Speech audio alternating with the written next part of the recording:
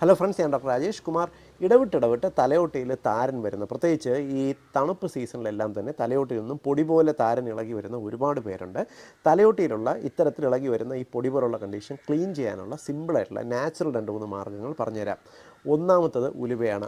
ഉലുവ നിങ്ങൾ കുറച്ച് വെള്ളത്തിലിട്ട് കുതിർത്തതിന് ശേഷം ഇത് നന്നായിട്ടൊന്ന് അരച്ചിട്ട് നമ്മൾ തലയോട്ടിയിൽ ആഴ്ചയിൽ 1-2 ദിവസം കുളിക്കുന്നതിൻ്റെ ഇടയ്ക്കൊന്ന് തേച്ച് പിടിപ്പിക്കുക. ഒരു 2 മിനിറ്റ് ഞാൻ കഴുകിക്കളയുക. തലയോട്ടിയിൽ ഇങ്ങനെ ഇടയ്ക്കിടയ്ക്ക് പറ്റിപ്പിടിക്കുന്ന താരൻ ക്ലീൻ ചെയ്ത് കളയാനായിട്ട് സഹായിക്കും. ഇനി നിങ്ങൾക്ക് തലയോട്ടിയിൽ അമിതമായിട്ട് എണ്ണമയം ഉണ്ടെന്നുണ്ടെങ്കിൽ നിങ്ങൾക്ക് മുട്ടയുടെ വെള്ള നിങ്ങൾ സെപ്പറേറ്റ് ചെയ്തെടുത്ത് നന്നായിട്ട് പതപ്പിച്ച് കുളിക്കുന്നതിൻ്റെ ഇടയിൽ തേച്ച് ഒരു 2 മിനിറ്റ് കഴിയുമ്പോൾ കളയുക.